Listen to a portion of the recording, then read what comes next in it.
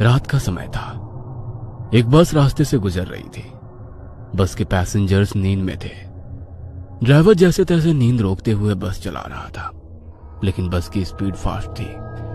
तभी bus driver ने देखा कि एक कार दूर रास्ते के किनारे बाईं तरफ खड़ी है और बचे हुए रास्ते से बस तेजी से नहीं गुजर सकती थी।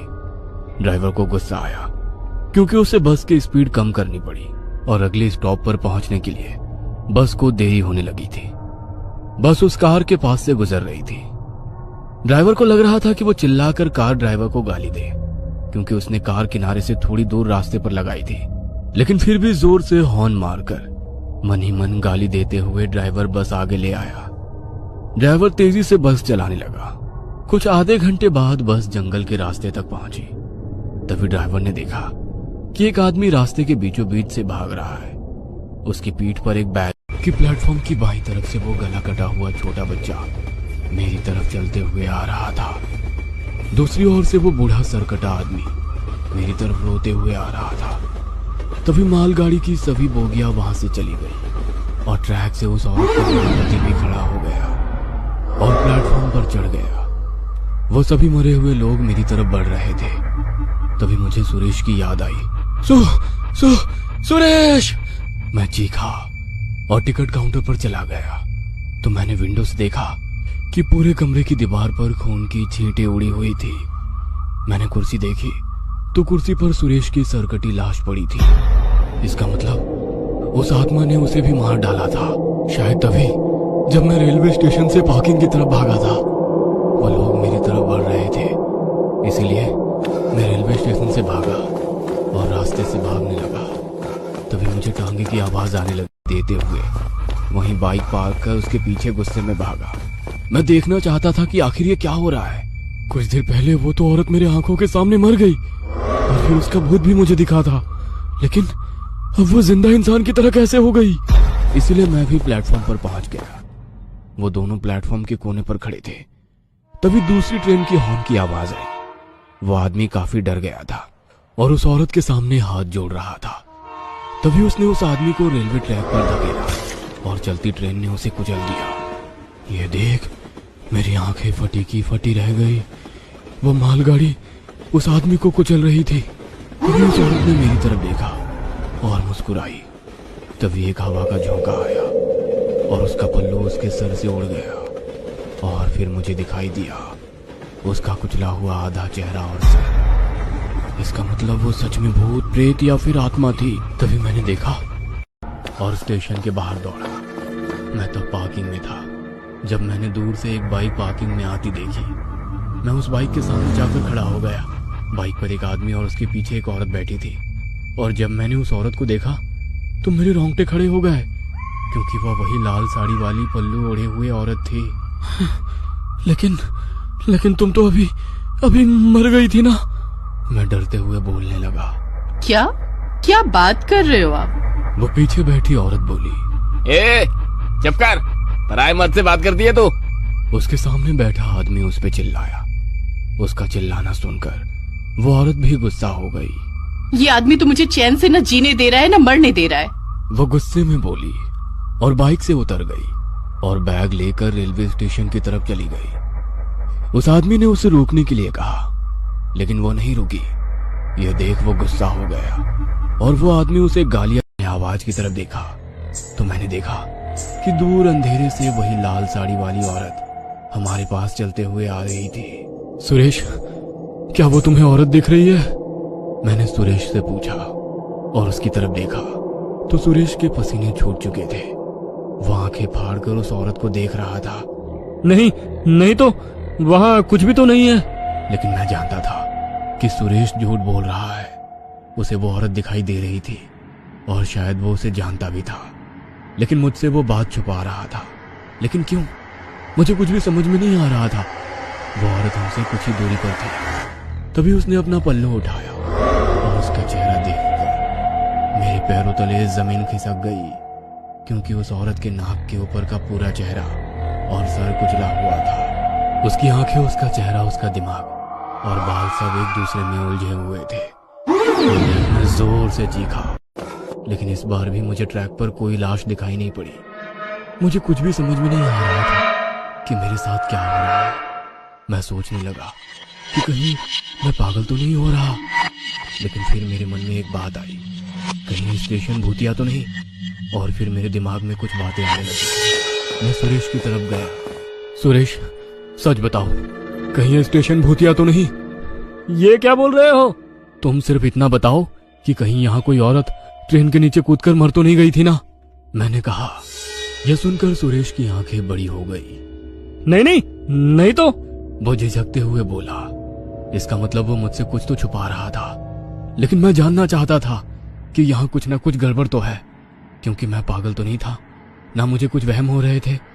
इसका मतलब ये था कि मेरे साथ जो कुछ घटनाएं घट रही थी वो भूतिया ही थी। तभी मुझे पायलों की छन छन सुनाई दी। इसलिए वो स्टेशन पर रुके बगैर वहां से तेजी से चली गई। मुझे कुछ भी समझ में नहीं आ रहा था। मैं प्लेटफॉर्म के कोने पर गया। ट्रैक पर उस औरत की कटी लाश पड़ी हुई थी। उसके कटे हुए शरीर के टुकड़े जैसे हाथ और पांव तड़प रहे थे। वो देख मेरे रोंगटे खड़े हो गए और मैं सुरेश की तरफ भागते हुए चला गया। सुरेश, जल्दी चल, एक औरत ट्रैक के नीचे कूद गई। वो ट्रैक पर मरी पड़ी है। क्या? औरत ने ट्रैक के नीचे छलांग लगाई? हाँ, लेकिन कब? अभी अभी वो ट्रेन के नीचे कूद गई। क्या बात कर रहा है? अभी कौन सी ट्रेन गुजरी है यहाँ से? क्या? ये क्या बोल रहे हो? अभी अभी एक मालगाड़ी यहाँ से गुजरी। क्या तुमने उसे देखा नहीं? क्या बात कर रहे हो? आज कोई भी मालगाड़ी यहाँ से गुजरने वाली नहीं थी। ये सुन मेरे होश ही उड़ गए। तो फिर मैंने जो देखा वो क्या था? मैं मन ही मन बोला, क्या फिर से मुझे वहम तो नहीं हुआ? मैंने अपने आप से पूछा और फिर भागते हुए ट्रैक के पास पहुंचा। एक दो रात सब ठीक ठाक रहा। मुझे प्लेटफॉर्म पर कुछ भी अजीब भूतिया महसूस नहीं हुआ, तो मुझे लगा कि शायद वो सब मेरा वहम होगा और मैं उसे भूल गया। लेकिन एक रात जब मैं प्लेटफॉर्म की बेंच पर झपकी ले रहा था, उस दिन भी स्टेशन पर कोई पैसेंजर नहीं था। पार्किंग भी खाली पड़ी हुई थी। तभी मुझे पायलों की छन छन सुनाई दी। मैंने मुड़कर देखा, एक लाल साड़ी पहनी खूबसूरत औरत घूंघट ओढ़े प्लेटफॉर्म की तरफ बढ़ रही थी। उसका सिर्फ नाक के नीचे का चेहरा दिखाई पड़ रहा था। उसकी नाक तीखी थी और रंग गोरा था। वो प्लेटफॉर्म के कोने पर आकर खड़ी हो गई। मैं पीछे से उसे निहार रहा था। तभी दूसरे ट्रेन की हॉर्न की आवाज सुनाई देने लगी। वो औरत ट्रेन की तरफ देख रही थी। ट्रेन पास आई और प्लेटफॉर्म के पास आते ही उसने प्लेटफॉर्म से ट्रैक पर छलांग लगाई और वो चलते ट्रेन के नीचे कुचल गई। ये देख मेरी चीख निकल गई। वो एक मालगाड़ी, वो खुद मेरे पास आया था और मुझे उस रोते हुए आदमी के पास ले गया था। उसने ही मुझे चादर खींचने के लिए कहा था और फिर मुझे सरकटा भूत दिखा था। और फिर अचानक से वो बहरा और गूंगा कैसे हो गया? मुझे कुछ भी समझ में नहीं आ रहा था कि ये मेरे साथ क्या हो रहा है। मैं वहां से उठकर मेरे रूम में सोने चला गया। दूसरे दिन सुबह मैंने यह हादसा मेरी माँ को बताया। तब मेरी माँ ने कहा कि शायद वो रेलवे स्टेशन भूतिया हो और वहां कुछ आत्माएं भटकती हो। वो मेरी चिंता करने लगी और जॉब छोड़ने के लिए कहने लगी। लेकिन बड़ी मुश्किल से मुझे वो जॉब मिली थी। मैं उसे छोड़ नहीं सकता था और बोला, भाई साहब ये बोल और सुन नहीं सकते। ये सुन तो मेरे होश ही उड़ गए। क्या? ये आप क्या कह रहे हैं? ये भाई साहब अभी कुछ देर पहले मेरे पास आए थे और इन्होंने खुद अपने मुंह से मुझे उस रोते हुए शख्स के बारे में बताया था। मैं उस आदमी पर चिल्लाते हुए बोला, अरे क्या पागल आदमी है, मैं इसका भाई हूँ। मैंने तो इसे कभी बोलते हुए नहीं सुना। और रही बात ये आप तक आने का, तो ये 1 घंटे से यहीं बैठा हुआ है मेरी आंखों के सामने। वो दूसरा आदमी मुझ पर चिल्लाते हुए बोला। तभी सुरेश ने मेरे कंधे पर हाथ रखा और बोला, यहाँ से चल। और फिर वो मुझे टिकट काउंटर रूम में ले गया। उसने मुझे कुर्सी पर बैठाया और पानी पिलाया।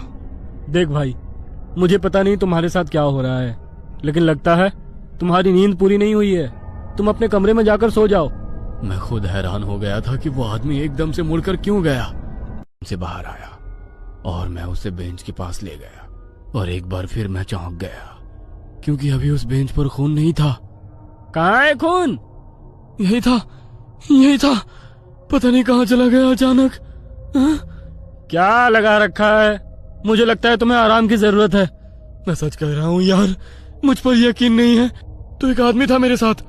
मैंने उसे कहा और फिर पलटकर मैं प्लेटफॉर्म पर उस आदमी को ढूंढने लगा जो मुझे उस बेंच के पास लेकर गया था। वो दूर प्लेटफॉर्म पर बैठे नीचे पैर छोड़कर आराम से बैठा था। मैं सुरेश को उसके पास ले गया। भाई साहब, आप इनको बताइए, आप जिस रोते हुए आदमी के पास मुझे ले गए थे वो भूत था या नहीं? मैंने आपके कहने पर ही ओढ़ी हुई चादर खींची थी ना, और फिर वो सरकटा भूत अंधेरे में भाग गया था ना? मैंने उस आदमी से कहा।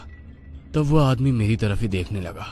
अरे बताओ ना इनको, क्यों चुप हो? मैंने उस आदमी से पूछा।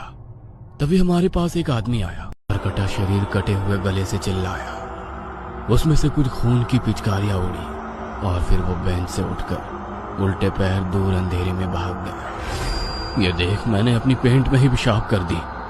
डर के मारे मेरे पसीने छूट गए। मैंने अभी अभी एक सर कटे हुए भूत को देखा था जो उल्टे पांव अंधेरे में भाग गया था। कुछ देर आंखें फाड़ कर देखने के बाद मैं अचानक से चिल्लाया, भूत! और मैं सीधा भागते हुए सुरेश के पास पहुंचा। भूत, भूत! मैं काउंटर पर खड़ा सुरेश से कहने लगा। क्या हुआ? कहाँ है भूत? उसने मुझसे पूछा। मैंने उस बेंच की तरफ उंगली करते हुए कहा, उस तरफ वो सरकटा था। वो उल्टे पैर अंधेरे में भाग गया। बेंच पर पूरा खून फैला हुआ है। क्या? रुक, अभी बाहर आता हूँ और देखता हूँ। और वो टिकट काउंटर रूम चादर ओढ़े सोया था और वो रो रहा था। उसकी आवाज से वो कोई बूढ़ा आदमी लग रहा था। ओ चाचा, क्या हुआ? क्यों रो रहे हो? मैंने पूछा। मेरी आवाज सुन वो जोर से चीखा, मुझे छोड़ दो, मुझे छोड़ दो। क्या हुआ? अब रो क्यों रहे हो? मैंने पूछा। लेकिन वो केवल एक ही बात दोहरा रहा था, मुझे छोड़ दो, मुझे छोड़ दो। उसके ऐसे बर्ताव से मैं थोड़ा घबरा गया था। भाई साहब, आप चादर खींच के देखो, तभी पता चलेगा कि आखिर इसके साथ क्या हो रहा है। मेरे पास खड़े उस आदमी ने मुझसे कहा।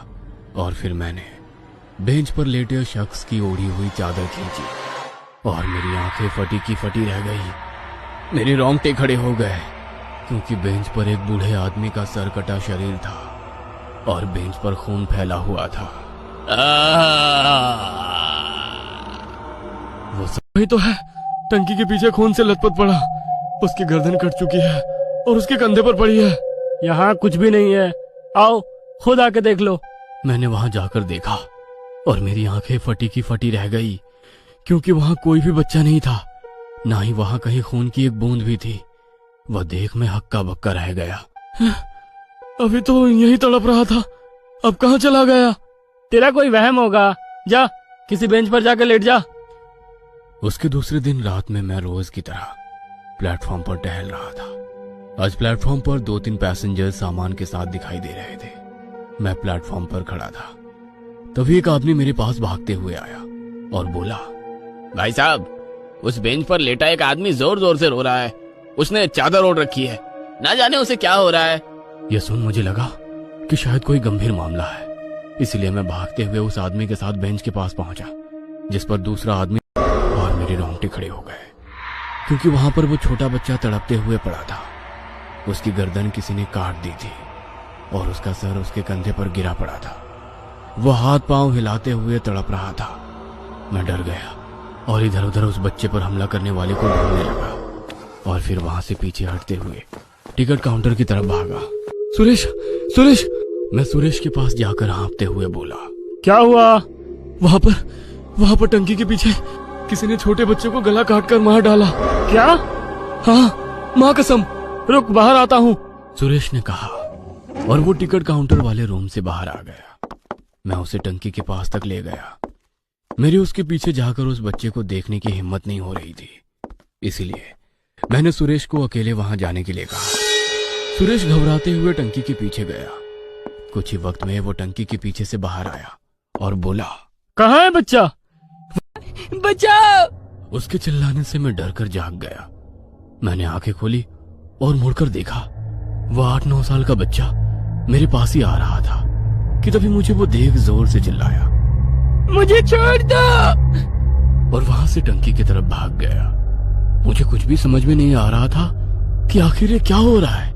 वो छोटा बच्चा कौन था और किससे बचाओ बोल रहा था, और मुझे देख वो घबराकर क्यों भागा? वह बच्चा भागकर टंकी के पीछे छिप गया। मैं चौकन्ना हो गया और अपने हाथ में लाठी उठाकर वह बच्चा जिस तरफ से आया था उस तरफ देखा, लेकिन वहां से कोई भी नहीं आया। कुछ देर उसी जगह पर ठहरा रहा। वह बच्चा उस टंकी के पीछे छुपकर जोर जोर से रो रहा था। मुझे उसकी चिंता सताने लगी, इसीलिए मैं टंकी के पास चला गया। टंकी के पीछे अंधेरे में वो छुपा हुआ था। मैंने टॉर्च चालू की और अंधेरे में टॉर्च की रोशनी में उस बच्चे को देखा। दूसरे दिन सुबह 4 बजे वापस मुंबई की तरफ जाती है। दिन में बस 10-12 और कभी कभी तो 2-4 और कभी कभी तो रेलवे स्टेशन पर कोई पैसेंजर आता भी नहीं है। मैं वहां जाकर बहुत खुश था, क्योंकि पार्किंग में कभी कभार गाड़ियां रुकती थी। उसके बाद तो मैं प्लेटफॉर्म के एक बेंच पर जाकर सोता था। पहले 1-2 दिन तो सब कुछ नॉर्मल रहा, लेकिन तीसरे दिन अमावस की रात आई। मुझे घर से माँ और बीवी का फोन आया कि आज के दिन रात में ठीक से ड्यूटी करे और भगवान का नाम लेते हुए ड्यूटी करे और अंधेरे से दूर ही रहे। मैंने हाँ भरी। उस रात पूरा स्टेशन खाली था। मुझे हर रोज की तरह उस रोज भी कोई काम नहीं था। टिकट काउंटर पर बैठा सुरेश मोबाइल में घुसा पड़ा था। पैसेंजर्स नहीं आते, इसलिए स्टेशन पर कोई कैंटीन या ठेके वाला भी नहीं था। मैं प्लेटफॉर्म के बेंच पर बैठा झपकी ले रहा था, तभी मेरे पीछे से एक छोटा बच्चा चिल्लाते हुए आया, बचाओ काका। मेरी पीठ से बैग निकालकर नीचे उसके पैर के पास रखी और कंडक्टर के बगल में बैठ गया। वह पसीने से लथपथ हो गया था। उसका शर्ट फटा हुआ था और उसके शरीर पर कुछ जख्म भी थे, जिसमें से खून बह रहा था। पैसेंजर्स उसे घूर रहे थे। कुछ लोग घबरा भी गए थे कि यह आदमी आखिर है कौन। अब कौन हो भाई, और ऐसे क्यों भाग रहे हो, और किससे भाग रहे हो? वैसे उस आदमी ने बताना शुरू कर दिया। मैं सत्या हूँ। मैं पीछे वाले कलहरी गांव के रेलवे स्टेशन पर चौकीदार का काम करता हूँ। मेरा कुछ 5-6 दिन पहले कलहरी रेलवे स्टेशन पर ड्यूटी लगा था। वैसे गांव छोटा होने के कारण स्टेशन भी छोटा था। वहां केवल एक ही प्लेटफॉर्म था। वहां के लोग रेलवे का कुछ बहुत कम ही इस्तेमाल करते थे, क्योंकि एक ट्रेन रात में 2 बजे आती है जो सीधे सोलापुर से होकर कन्याकुमारी की तरफ जाती है, और फिर वही ट्रेन थी। ड्राइवर जोर जोर से हॉर्न मारने लगा ताकि वो आदमी रास्ते के बाजू हट जाए, लेकिन हॉर्न की आवाज सुन वो रुक गया और पलटकर बस को रोकने के लिए चिल्लाते हुए दोनों हाथ उठाकर हिलाने लगा। ड्राइवर को लगा कि वो आदमी मुसीबत में होगा, इसलिए उसने बस रोक दी। बस रोकते ही कंडक्टर ने बस का दरवाजा खोल दिया। वह आदमी हाँफते हुए बस में चढ़ गया और चिल्लाते हुए बोला, जल्दी बस भगाओ, भगाओ वरना वो आ जाएगी। बस रुकने के कारण और उस आदमी के चिल्लाने के कारण पैसेंजर्स नींद से जाग गए। ड्राइवर उस आदमी की तरफ मुड़कर देख रहा था। तभी वो आदमी फिर से चिल्लाया, अरे भगाओ वरना वो सब लोगों को मार डालेगी। यह सुन ड्राइवर के साथ साथ बस के सभी लोग घबरा गए और बस ड्राइवर ने वहां से बस भगाई। क्या हुआ भाई साहब, आप इतने डरे हुए क्यों हो, और आप किसके बारे में बात कर रहे हैं? कौन आएगी? उस आदमी ने मैंने पीछे देखा तो एक सफेद घोड़े वाला टांगा मेरी तरफ ही आ रहा था। मैंने टांगे को रोकने के लिए हाथ किया और जब वो टांगा मेरे पास आया मुझे दिखाई दिया कि उसमें एक आदमी बैठा था जिसके धड़ पर केवल खोपड़ी थी, बिना चमड़ी वाली खोपड़ी। उसके हाथ में एक मैशेटी था। वह देख मेरी सांसें तेज हो गई। वो टांगे वाला भी एक भूत था। वो मैशेटी लेकर मेरे ऊपर झपटा, लेकिन मैंने उसका हाथ पकड़ लिया और उसे धक्का मारकर मैंने उसके हाथ से मैशेटी छीन लिया और फिर मैंने उसकी खोपड़ी उसके धड़ से काट दिया। मैं गुस्सा हो गया था। जब उसने हलचल बंद की तब मैं शांत हो गया।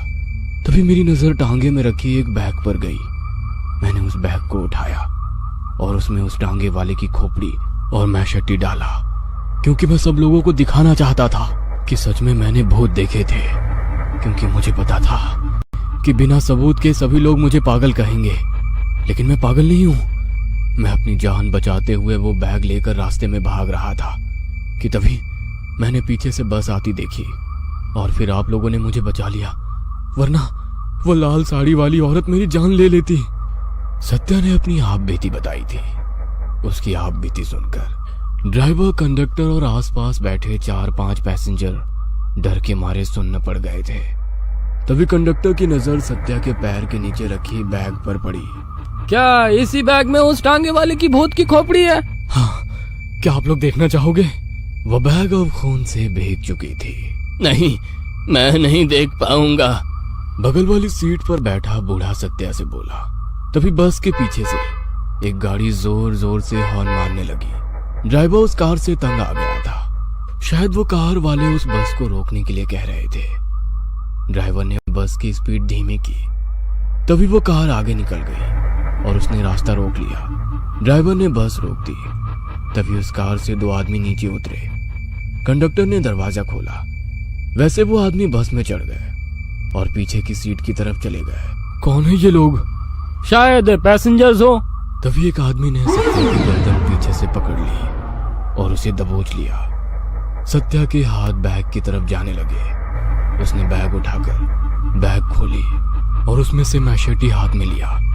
तभी बस में चढ़े दूसरे आदमी ने उसका मैशेटी वाला हाथ पकड़ा और सत्या के हाथों से बैग नीचे गिर गया। बैग नीचे गिरते ही उसमें से एक आदमी का कटा सर नीचे गिर गया।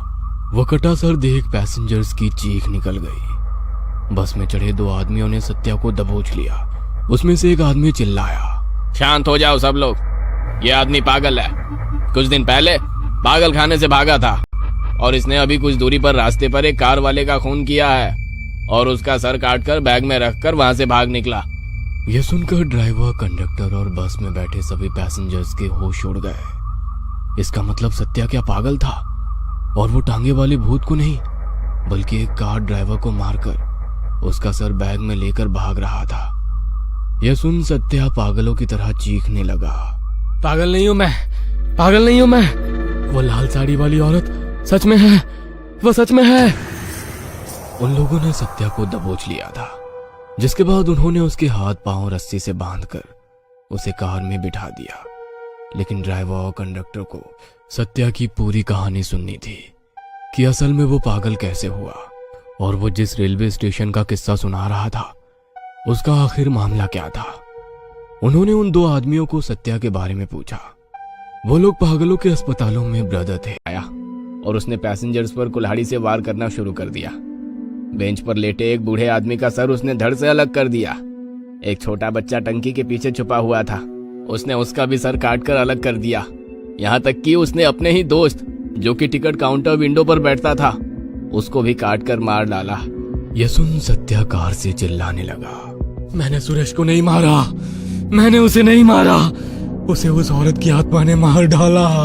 उसके बाद पुलिस ने सत्या को पकड़ लिया। तब उसने बताया कि हर आदमी में उसे वो औरत दिखाई दे रही थी, इसलिए वो हर किसी पर कुल्हाड़ी से वार कर उसे मारने की कोशिश कर रहा था। अदालत ने उसे पागल करार दिया। तब से वो पागलों के अस्पताल में ही था। अभी कुछ 4-5 दिन पहले वो वहां से भागा था। सत्या के बारे में सुनकर ड्राइवर और कंडक्टर का घसा सूख गया था, क्योंकि वो भी सत्या से बचे थे। भगवान का आशीर्वाद था, इसलिए सत्या को ड्राइवर और कंडक्टर में वो औरत नहीं दिखाई दी और वो दोनों जिंदा बच गए। सत्या अभी भी पागलों के अस्पताल में भर्ती है और उसे आज भी उस लाल साड़ी वाली औरत की आत्मा दिखाई देती है।